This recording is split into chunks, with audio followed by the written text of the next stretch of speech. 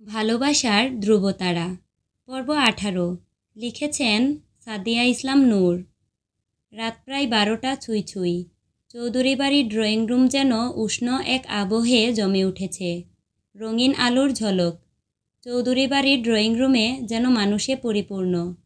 তারা ধ্রুবকে ঘিরে আছে সবাই। তাদেরকে সবাই একে একে গিফট দিচ্ছে। এবার তাদেরকে নিয়ে খেলা শুরু হলো। আংটি খোঁজা। একটা পাত্রে তাদের দুজনের আংটি লুকিয়ে দেওয়া হলো।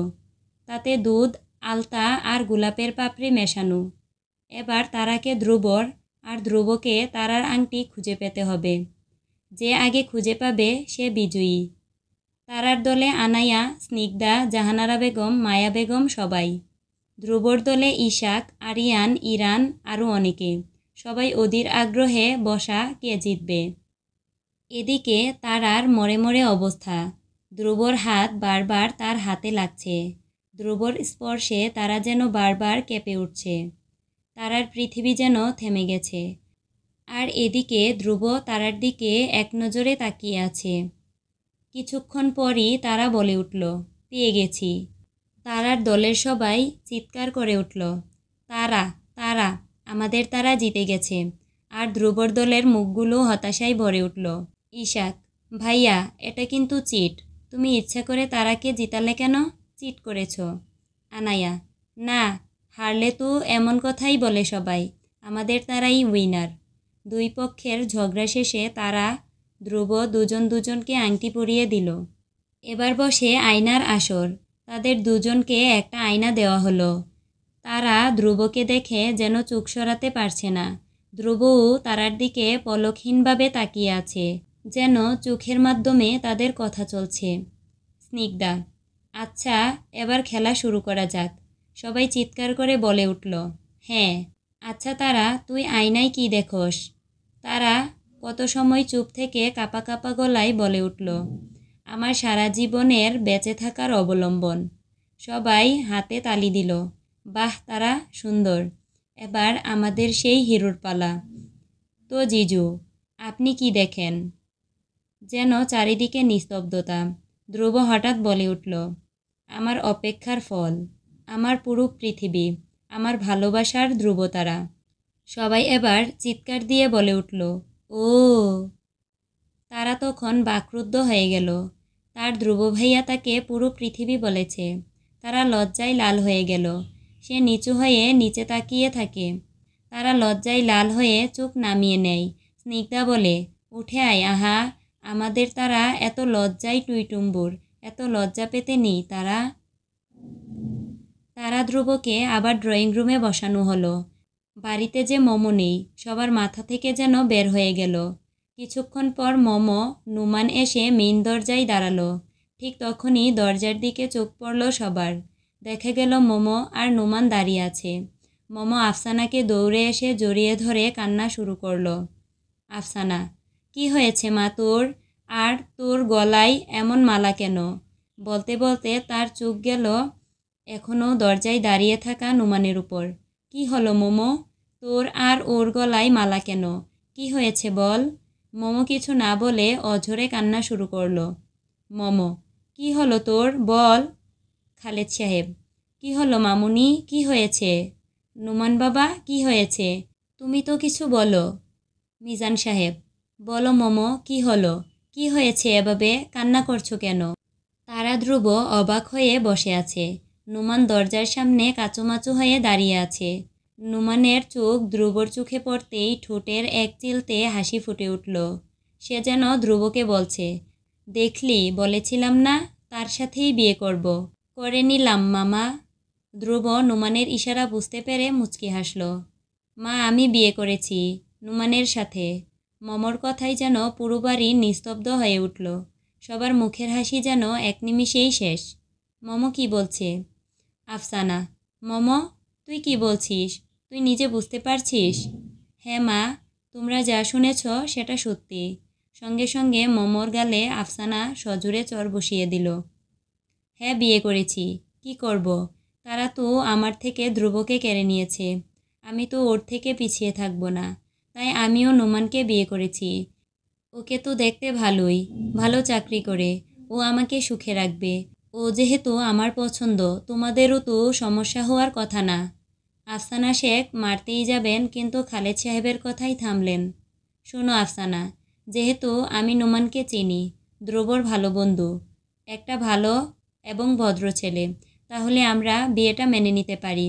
আর মমর যেহেতু ওকে পছন্দ, তাই কোনো কথা বলার তো প্রশ্নই আসে না। ধ্রুব মনে মনে বলে উঠল, নোমান ভালো ভদ্র। আল্লাহ, কত কি শুনব। খালেদ সাহেবের কথা শুনে মম হনহন করে চলে গেল নিজের রুমে। বাড়ির ড্রয়িং রুম জুড়ে যেন নিস্তব্ধতা, যেন সবার হাসি মুহূর্তেই মলিন হয়ে গেল।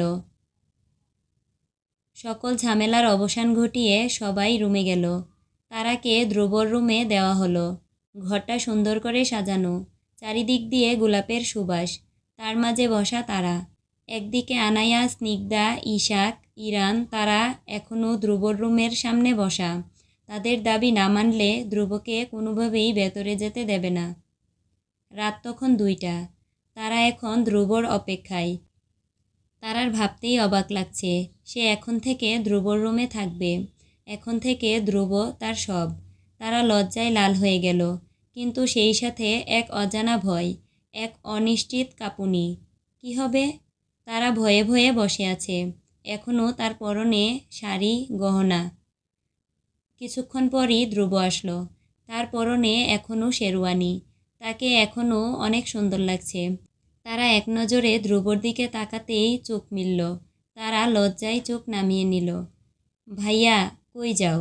আগে আমাদের দাবি মেটাও, না হলে কোথাও যেতে দেব না। তোদের আবার কী দাবি? আমাদের 1,00,000 টাকা দিতে হবে। মানে? আমাকে কি ভিখারি বানানোর ধান্দা? ভাইয়া, কোনো কথা নেই, আমাদের দাবি না মানলে কোথাও যেতে দেব না। ধ্রুব কোনো মতে তাদের বুঝিয়ে 60,000 টাকা দিয়ে দিল। সবাই চলে যেতেই, ধ্রুব রুমে ঢুকতেই আরেকবার চুকাচুকি হলো তারা আর ধ্রুবর। তারা লজ্জায় শেষ। কি জান, লজ্জা পাচ্ছিস? লজ্জা পেয়ে লাভ নেই। এখন থেকে তোর সবটাই আমার, আর কারুর নয়। ধ্রুব গিয়ে বিছানায় বসে তারার দিকে 2টো বক্স বের করে দিল। এতে কি আছে? খুলে দেখ। তারা বক্স খুলতেই দেখল 2টো ডায়মন্ডের নেকলেস, একটি আংটি, কানের দুল। তারা অবাক হয়ে দেখছে। তার জন্য এসব এনেছে তার ধ্রুব ভাইয়া। কি হলো, পছন্দ হয়নি? না না, খুব পছন্দ হয়েছে, আপনি পরিয়ে দিন। ধ্রুব আলতো হাতে তারার পিছনে চুল সরিয়ে নেকলেসটা পরিয়ে দিল, সাথে পিঠে একটা চুমু এঁকে দিল। ধ্রুব তারার খুব কাছে চলে এলো। ঘর ভরে গেল এক অদ্ভুত উত্তাপে। তারা শিউরে উঠল। তার শ্বাস যেন ভারী হয়ে উঠল। তারা ঘন ঘন শ্বাস নিচ্ছে, যেন একবার দম আটকে গেলেই তারা শেষ। তারার এমন ছটফটানিতে ধ্রুব যেন পাগল হয়ে উঠল, যেন নিজেকে সামলাতে পারছে না। হঠাৎ ধ্রুব তারাকে পিছন দিয়ে শক্ত করে জড়িয়ে ধরল। তারার শ্বাস আরও উঠানামা করছে। তার মনে যেন হাজারো ভয় এসে জমা হয়েছে। ধ্রুব তারাকে তার দিকে ফিরিয়ে তারার ওষ্ঠে নিজের ওষ্ঠ ডুবিয়ে দিল। তারা ভয়ে কাঁপছে। তার শ্বাস প্রায় আটকে যাওয়ার অবস্থা। তার বুক দ্রুত উঠানামা করছে। ধ্রুব তারাকে কোনো মতে শ্বাস নিতে দিয়ে আবার তারার ওষ্ঠ দখল করে নিল। তারা এবার ভয়ে কান্না শুরু করলো। তারার চোখের পানি ধ্রুবর হাতে লাগতেই সে তারাকে ছেড়ে দেয়। ধ্রুবর ঘোর যেন এখনও কাটেনি। ঘোর লাগা কণ্ঠে বলল, জান, কান্না করছিস কেন? প্লিজ তারা, একটু আমি আম্মুর কাছে যাব। কি? কার কাছে যাবি তারা? তারা প্লিজ, এরকম করিস না। বলেই আবার তারার ঠোঁটে চুমু দিতে যাবে, তখনই তারা ভয়ে আরও জোরে কান্না করে ওঠে। ধ্রুব কোনো মতে তারার মুখ চেপে ধরে, যাতে কেউ শুনতে না পায়। কি হলো তারা, এমন কেন করছিস? কিছু তো বল। তারা প্লিজ, আমার ভয় করছে। কেন, আমি কি কিছু করেছি তোকে? আর তারা, এটা তো সিম্পল ব্যাপার। ওকে, আমি তোকে আর কিছু করব না, যা তুই শুয়ে পড়। বলেই ধ্রুব অন্যদিকে ফিরে শুয়ে পড়ল। তারা এখনও কান্না করছে।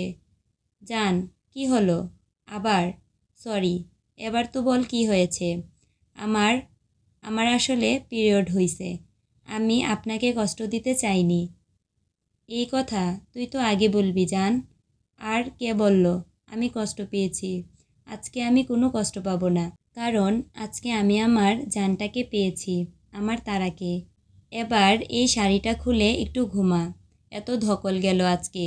ধ্রুব তারা দুজনেই ফ্রেশ হয়ে আসলো। ধ্রুব তারাকে নিয়ে শুয়ে পড়ল। তারা একদম ধ্রুবর সাথে মিশে আছে। তারা শুধু এদিক ওদিক ফেরার চেষ্টা করছে। কি হলো জান, নড়িস না। আচ্ছা, একটা প্রশ্ন করব? বল। মম আপু সত্যিই কি নুমান স্যারকে বিয়ে করেছে? মনে হয় তো। আপনার বন্ধু বিয়ে করেছে, আর আপনি জানেন না? আসলে আমি সত্যিই জানি না। আমি তো ওকে অন্য কিছু করতে বলেছিলাম, কিন্তু বিয়ে মানে অন্য কিছু কি? ধ্রুব কিছু না বলে চুপ করে রইল। কি হলো? আসলে আমি মমকে কিডন্যাপ করতে বলেছিলাম। আমি ভেবেছিলাম হয়তো ও পরিকল্পনা করতে পারে আমাদের বিয়েটা ভাঙতে। আমি কোনো ঝামেলা চাচ্ছিলাম না, তাই আমি তো ওকে বিয়ে করতে বলিনি। এদিকে মোমো ঠাই বিছানায় কাচুমাচু হয়ে বসে রয়েছে। নুমান তার দিকে তাকিয়ে আছে। তাদের মধ্যে যেন এক আকাশ সমান নিস্তব্ধতা। নিস্তব্ধতা কাটিয়ে নুমান মোমোর দিকে এগিয়ে যায়। মোমো আসলে চুপ, একদম চুপ। তুই কোন মুখে কথা বলছিস? আমার জীবনটাকে পুরোপুরি শেষ করে দিয়েছিস তুই। তুই আমার সাথে এমন কেন করলি? আমি তোর সাথে কি করেছি? কিছুই করনি, কিন্তু আমার তোমাকে পছন্দ। আর আমার যা পছন্দ তা আমার লাগবে। আর আমার সাথে চেঁচিয়ে কথা বলবে না। আমার একদম পছন্দ না।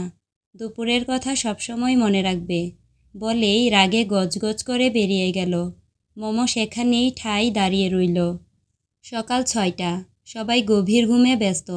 ধ্রুব হঠাৎ ঘুম থেকে লাফিয়ে উঠল তারার চিৎকারে। ঘুম থেকে উঠে ধ্রুবর চোখ যেন ছানা বড়া। তারা দুজনে খাট ভেঙে নিচে পড়া। তারা তো ভয়ে কাঁপছে। কি থেকে কি হয়ে গেল? তারা, এগুলো দেখলে লোকে কি বলবে? ধ্রুব, কি বলবে? রাতে কিছু না করেই এমন বদনাম মাথায় নিতে হবে আর কি। মনে মনে, কি ভাগ্য